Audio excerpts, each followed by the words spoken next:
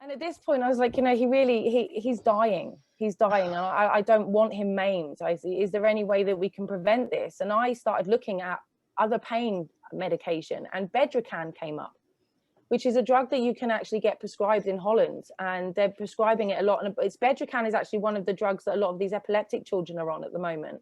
But in much higher doses, it's a very good painkiller. So I said to the doctor, I said, I'm willing to travel to Holland. Just give me the prescription and I'll go. And she said, we can't. It's not licensed for children. And I said, well, neither's chemotherapy, but we still do that, And she said, sorry, there's nothing we can do about it. So I just thought, well, what's the main ingredient? It's cannabis. I'm pretty sure I can get some. I hooked up with somebody that I'd met when I was training in the gym, and he said he could get me some.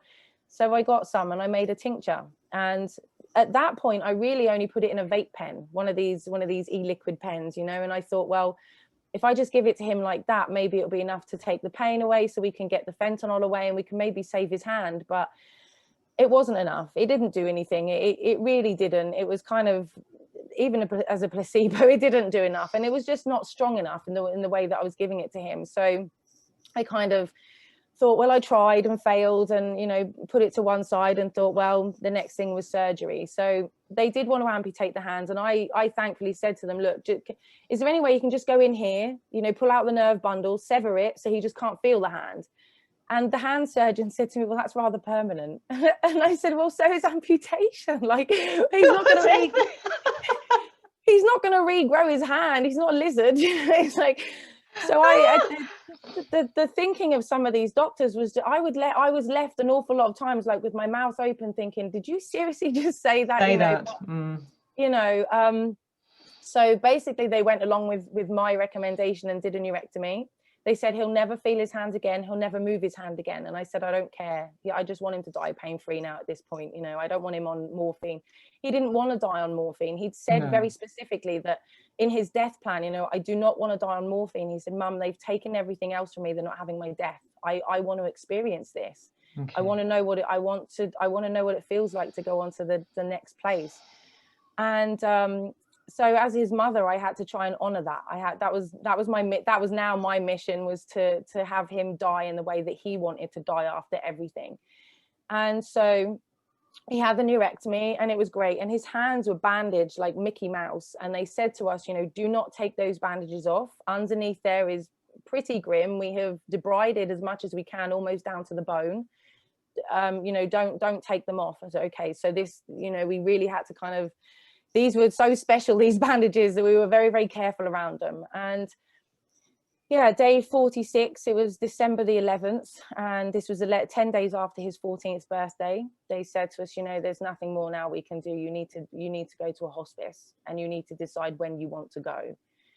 And I said to them, well, and I likened it to a conscious life support machine, because Darren was very awake, very aware, he was partaking in all of these decisions. I didn't make these decisions without him. This was very much, I consulted him on every level, because he was, he'd been going through this for 4 years and it was his life. And I didn't ever believe in hiding anything from him.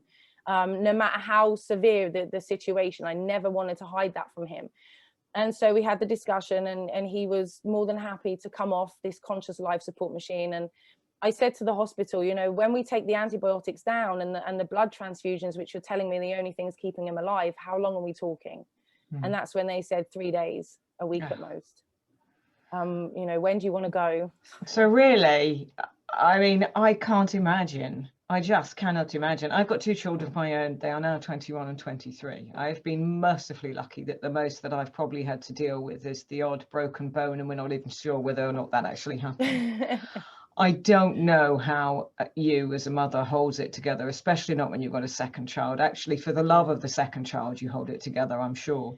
Yeah. But all of us have lived, I'm certain every parent lives with the nightmare of fear that, you try not to feed it. So I tried not to sit there and say, okay, they've gone out for the evening, or they're going out to somewhere I've never been before, or whatever it would be, or they're going in someone else's car, those kind of things. So I cannot imagine how, if I may use this word, how numb and almost dead you must have felt, because exhaustion no doubt setting in, your own kickback of, come on, whoever is up there, you know, come on, you're having a laugh here. You know, so I mean, I think all of us would have reached that far before you did. So I'm immensely proud of you as a mother for hanging in there. But yeah, you know what